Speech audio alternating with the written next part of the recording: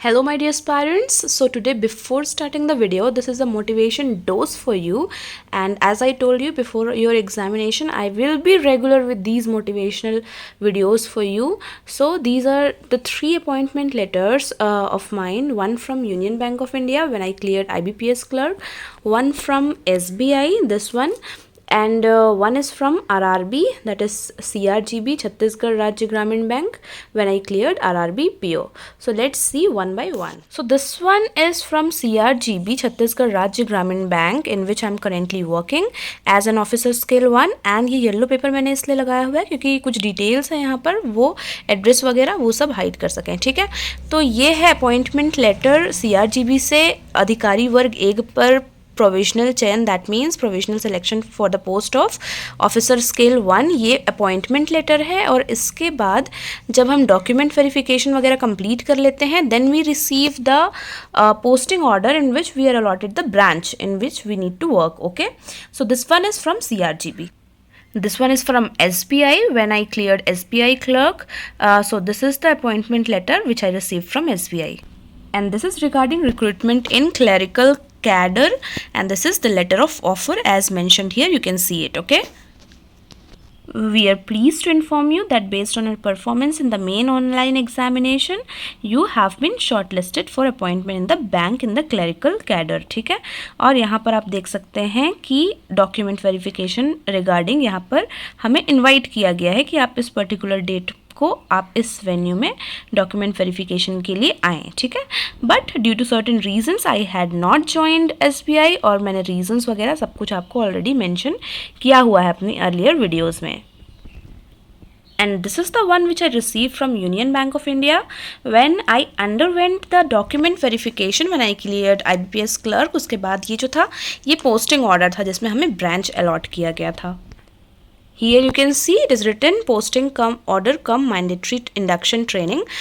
14 days की training हुई थी स्टार्टिंग में ही. So this is the provisional offer of appointment which I received from Union Bank of India. ठीक है, यहाँ पर आप देख सकते हैं। सो माय डियर फ्रेंड्स, जब ये सारी चीज़ें आपके हाथ में होती है ना, आपको एक अलग सी ही फीलिंग आती है, एक बहुत अच्छी फीलिंग कि आपने ये अचीव किया, ये आपके अचीवमेंट्स हैं, ठीक है। So I also feel good and I know कि आपको भी इस चीज़ का इंतज़ार है, एंड आपकी ये जो विशेज़ है, आपका जो ड्रीम्स हैं, एम्स हैं, वो ज़रूर पूरे होंगे और इसी साल हमें पूरा करना है। Okay, so after this let's move to the video where we will discuss about the 5 most important reasons जो मैंने shortlist किए हुए हैं। बहुत सोच के मैंने किया हुआ है कि क्या क्या एक्चुअली मेरे reasons रहे हैं, ताकि मैं आपको कुछ ऑनेस्ट चीज़ें बता सकूं, जेन्युइन चीज़ें बता सकूं। तो उन सभी चीज़ों के बारे में डिस्कस करेंगे। ओके, बट बिफोर स्टार्टिंग यहाँ पर देखिए कि एक IBPS RRB PO प्रीलिम्स का एक all India live mock test आज फिर से लाइव है, और आपको जितने मॉक टेस्ट हो सके उतने अटेम्प्ट करने हैं। अब बस आपका एग्ज़ाम सामने है। जो क्लरिकल एस्पायरेंट्स हैं RRB क्लर्क के, वो भी इस मॉक टेस्ट को देंगे, ठीक है। ये आज लाइव हो चुका है और इसका टाइमिंग आप देखिए 6 AM से 11 PM तक है, आज रात तक ही है, और इसका रिज़ल्ट जो है वो कल आ जाएगा 26 जुलाई को। बिल्कुल लेटेस्ट पैटर्न में है एग्ज़ाम, जो रियल एग्ज़ाम होता है उस पर ही एग्जैक्टली बेस्ड हैं क्वेश्चंस, और अच्छे से आप अपने आप को इवेलुएट कर सकते हैं। बहुत सारे स्टूडेंट्स के बीच में आप अच्छे से अपना रैंक जो है वो देख सकते हैं, और इंटरफेस भी बिल्कुल रियल एग्ज़ाम की तरह है। तो एकदम जाकर डिस्क्रिप्शन में और पिंड कमेंट में लिंक होगा, वहाँ से जाकर फ्री एनरोल करिए और अटेम्प्ट करिए, ठीक है। आपको ज़्यादा से ज़्यादा इस समय पे आपको 2 से 3 मॉक टेस्ट पर डे देने हैं। मॉक टेस्ट जो होता है ना, उसकी इंपॉर्टेंस मैं आगे बताती हूँ वीडियो में। तो ये जो है डिस्क्रिप्शन में लिंक होगा, जाकर अटेम्प्ट करिए, ठीक है। चलिए let's move to the video. So the first reason जो मैं आपको यहाँ पर बताना चाहूँगी कि मैंने हमेशा ही फोकस किया है अपने आप को इम्प्रूव करने में। I have always analysed where I am going wrong, क्या गलती हो रही है और उसे कैसे रेक्टिफाई करना है, मेरी मिस्टेक्स को मुझे कैसे सुधारना है, वो मैंने हमेशा फोकस किया। I did not continue on the same track without getting the results. जब मैं सेम ट्रैक पर चल रही हूँ, मुझे मेरी डिज़ायर्ड चीज़ें नहीं मिल रही है, तो ऐसा नहीं है कि हम उसी पे चलते रहेंगे, ठीक है। हमेशा मैंने एनालाइज किया कि मेरी मिस्टेक कहाँ पर हो रही है, मुझे उसे कैसे सुधारना है। मॉक्स में ना एक बार की मैं बता रही हूँ आपको कि मॉक्स में ऐसा भी हुआ है, when I was giving starting में मॉक टेस्ट आरआरबीज का, तो हमेशा तो मैंने इंग्लिश सेक्शन, उफ, ये मेरा जो श और स है ना ये बहुत ही बेकार है, आई एम सॉरी।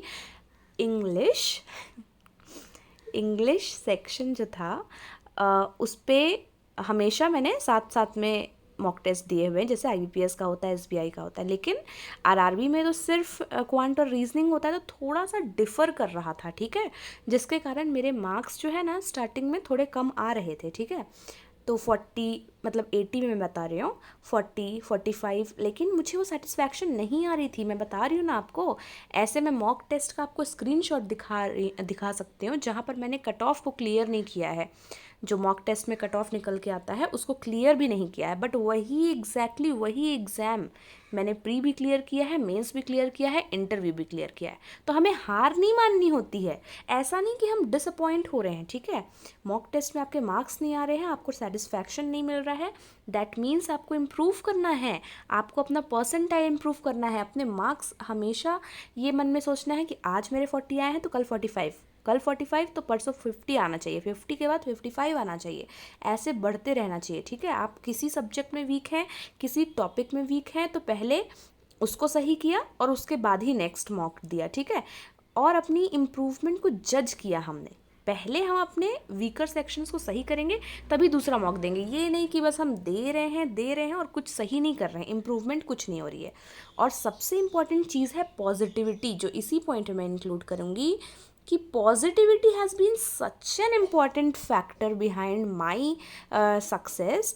मैंने कभी भी अपनी लाइफ में नेगेटिविटी को आने भी नहीं दिया है, ठीक है। हमेशा यही सोचा है कि जो हो रहा है वो अच्छा हो रहा है, जो होगा वो अच्छा होगा, और अभी भी नहीं है, अभी भी मेरे मन में यही है। कुछ भी प्रॉब्लम्स आती हैं तो मेरे अंदर नेगेटिविटी नाम का एक वर्ड जो है ना वो आता ही नहीं है। हमेशा I am positive for life, कि आगे जो भी होगा वो अच्छा होगा, हम कर लेंगे, कोई बात नहीं, सब ठीक है। हमसे भी बुरे सिचुएशंस में बहुत सारे लोग हैं, तो हम जिस सिचुएशन में, we should be grateful for everything, ठीक है। तो हमेशा पॉजिटिव रहना है और हमेशा अपने आप को इम्प्रूव करने की कोशिश करनी है। The second thing here was never give up attitude. I was never ever disappointed.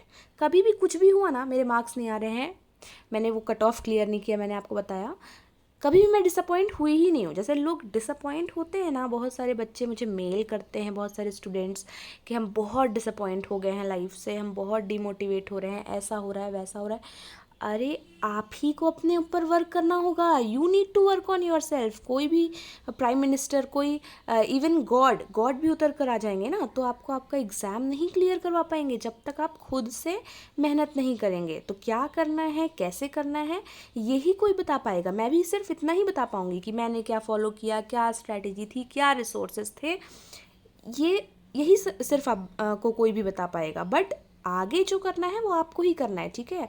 तो किसी पर भी हमें डिपेंड नहीं रहना है कि अच्छा ठीक है वो सर बताएंगे ना तभी मैं उसको करूँगा, वो मैडम तो क्लास लाने वाली है तब मैं उसको करूँगा। नहीं, हमेशा अपने से एफर्ट्स लगाइए, कभी भी किसी पे डिपेंड मत रहिए, ठीक है। कभी भी हमें गिव अप नहीं करना है, डिसअपॉइंट नहीं होना है, डीमोटिवेटेड कभी नहीं होना है, ठीक है। So this was the second important factor. Third है डिटर्मिनेशन टू अर्न मनी। इसको थोड़ा लोग नेगेटिव वे में भी ले सकते हैं ना, बट इसको हमें पॉजिटिव वे में लेना है। आई विल जस्ट ये मैं कमिटमेंट करूँगी कि I always had that determination, और जो एक लगन होती है ना पैसे कमाने की, वो मेरे अंदर हमेशा से थी। लोग कहते हैं कि पैसा सब कुछ नहीं होता है, लेकिन पैसा बहुत कुछ होता है, ठीक है। सब कुछ नहीं होता लेकिन बहुत कुछ होता है, मेरा मानना है। You feel self dependent, you feel self reliant and much more. और मुझे ये फीलिंग बहुत पहले से आ चुकी थी। Now in July I have turn 26, but ये फीलिंग मुझे 21-22 के एज से ही थी। And when I was at that age, तब से ही मैं ट्यूशन्स वगैरह पढ़ाकर एंड ये सब सारी चीज़ें करके I was earning my self and I was just self dependent from that time only, है ना। मैंने तभी से यूट्यूब पे दूसरे चैनल्स पे पढ़ाया हुआ है बहुत पहले से सिविल सर्विसेज रिगार्डिंग, और हमेशा से आई वॉज दैट चाइल्ड जिसको एक एज पे आके 20-21 के एज पे आके I didn't feel good mummy papa से पैसे लेने में.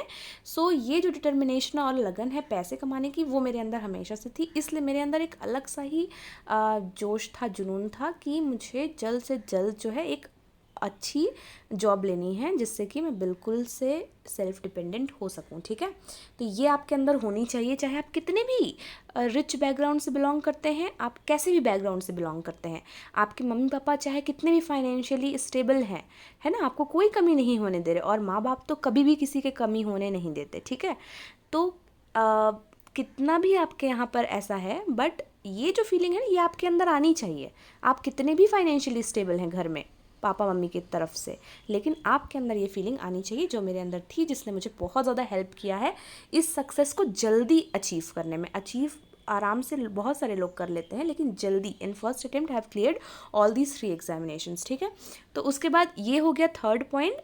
And the fourth one is I never ever opted for excuses. कभी भी नहीं कि मेरे पास मोबाइल नहीं है, लैपटॉप नहीं है, मुझे ये नहीं बन रहा, वो नहीं बन रहा, ऐसा नहीं करना है. ठीक है, अभी भी मैसेजेस आते हैं कि लैपटॉप नहीं है, मॉक टेस्ट कैसे देंगे. मोबाइल में मॉक टेस्ट दीजिए. मैंने अपनी पूरी प्रिपरेशन के दौरान, चाहे वो प्री हो, मेंस हो, कुछ भी हो, ये तीनों चारों एग्जामिनेशंस में मैंने मॉक टेस्ट मोबाइल पर ही दिया है. और इवन आप कहते हैं ना मोबाइल भी नहीं है, ऐसा तो नहीं होता, बट ठीक है, मान लिया मोबाइल भी नहीं है आपके पास, या फिर आपके पेरेंट्स का है जो आपको बहुत मुश्किल से आप एक्सेस कर पाते हैं, तो स्टूडेंट्स, बच्चे ऐसे भी हैं जो आप बुक से पढ़ रहे हैं, बुक में जो क्वेश्चंस होते हैं ना उसको टाइमर लगा के देते हैं. आखिर तो एक मॉक टेस्ट का ही फील आ रहा है ना. तो ये आपके ऊपर है, आपको सिर्फ एक बार अवेयर होना ज़रूरी है कि हाँ क्या इंटरफेस है, किस तरीके का आता है एग्ज़ाम में. तो उसके लिए आप एक बार साइबर कैफ़े में जाकर PC वगैरह में दे लीजिए, लैपटॉप यूज़ कर लीजिए किसी फ्रेंड का, वो आपके लिए सफिशिएंट है, इनफ है. लेकिन यहाँ कभी भी हमें रिसोर्सेज के बारे में एक्सक्यूज़ नहीं देना है कि ऐसा हमसे नहीं हो पा रहा है, कोचिंग नहीं है. तो मैंने भी कोचिंग के बिना ही किया है, बहुत सारे स्टूडेंट्स करते हैं कोचिंग के बिना ही. पेड कोर्सेस उतने ज़रूरी नहीं होते, बस ये है कि आपको मॉक टेस्ट में तो इन्वेस्ट करना पड़ेगा. ठीक है, मॉक टेस्ट से आपको पीछे नहीं हटना है, मॉक टेस्ट में आपको इन्वेस्ट करना है. और मॉक टेस्ट जितना हो सके उतना हमें देना है. इसलिए जो भी free live test, free mock test आते रहते हैं ना, मैं हमेशा आपको इन्फॉर्म करती हूँ. तो अभी फिर से बता रही हूँ कि डिस्क्रिप्शन में लिंक है आपके लिए गाइडली का, जो all India live mock test है, आज रात 11 बजे तक के लिए है, उसे अटेम्प्ट करिए जाकर. ठीक है, the fifth thing here is the strategies and resources. मैंने बहुत सारी स्ट्रैटेजीज़ सारे सब्जेक्ट्स के बारे में आपको ऑलरेडी डिस्कस किया हुआ है, तो आपको मैं अलग से फिर से इस वीडियो के नीचे लिंक दे दूँगी. जैसे कंप्यूटर अवेयरनेस से रिलेटेड स्ट्रैटेजी क्या रही, करंट अफेयर्स से रिलेटेड, और जो हमारा जीके होता है, स्टैटिक, बैंकिंग अवेयरनेस, एंड बाकी जैसे SBI क्लर्क का मैंने बताया हुआ है, RRB PO का बताया हुआ है, सब कुछ मैं नीचे यहाँ पर डिस्क्रिप्शन में डाल दूँगी, आप देख लीजिएगा. तो ये स्ट्रैटेजीज़ मैंने फॉलो की हैं, वो मैंने वहाँ पर बताई हुई है. और रिसोर्सेज की बात करें तो देखिए वो सारी चीज़ें मैंने स्ट्रैटेजी में इंक्लूड की हुई है, लेकिन कुछ इंपॉर्टेंट चीज़ें मैं यहाँ पर बता रही हूँ आपको. मॉक टेस्ट मेरी नज़र में, मॉक टेस्ट ये इतना इम्पॉर्टेंट रोल प्ले करता है आपके एग्जामिनेशन में, आपके सक्सेस में, कि मैं आपको क्या बताऊं. ठीक है, मैंने इतने मॉक टेस्ट दिए हैं, इतने मॉक टेस्ट दिए हैं कि मैं आपको एक्सप्लेन नहीं कर पाऊंगी, स्पेशली प्रीलिम्स के लिए. ठीक है, और हर मॉक टेस्ट की एनालिसिस बहुत अच्छे से करती थी. एनालिसिस सबसे इम्पॉर्टेंट होता है किसी भी मॉक टेस्ट में, तो वो आप नहीं कर रहे हैं, दैट मीन्स आपके मॉक टेस्ट का कोई मतलब नहीं है. आप अच्छे से एनालाइज करिए. ठीक है, उसके बाद टाइम टेबल के बारे में मैंने बहुत बार आपको बताया हुआ है कि टारगेट बेस्ड या आवर्स बेस्ड मेरे टाइम टेबल हुआ करते थे, ना कि 11 बजे से 12 बजे तक मुझे ये पढ़ना है, ऐसा नहीं. मैं हमेशा ऐसा रखती थी कि रीजनिंग मुझे 2 आवर्स देने हैं इस पर्टिकुलर टॉपिक को, आवर्स बेस्ड. ठीक है, तो ऐसे में क्या होता है कि आप मतलब टाइम बाउंडेड नहीं रहते हैं कि हाँ हमें 11 से 12 के बीच में ही हमें करना है, बट ये आप बाउंडेड रहते हैं कि आपको इतने आवर्स इस सब्जेक्ट को देने हैं, तो क्या आपका इतना आवर्स कंप्लीट हुआ, ऐसा आपको ध्यान में रखना है. ठीक है, मैं ऐसे टाइम टेबल बनाती थी, यहाँ पर टॉपिक्स लिखती थी, ये हमारा डेट का कॉलम था, ये आज का डेट, ये कल का डेट, ऐसे डेट का कॉलम था, और यहाँ पर मैं टिक मार्क लगाती जाती थी कि हाँ मेरा इतना कंप्लीट हुआ, ये वाला टॉपिक कंप्लीट हुआ, ये वाला टॉपिक कंप्लीट हुआ.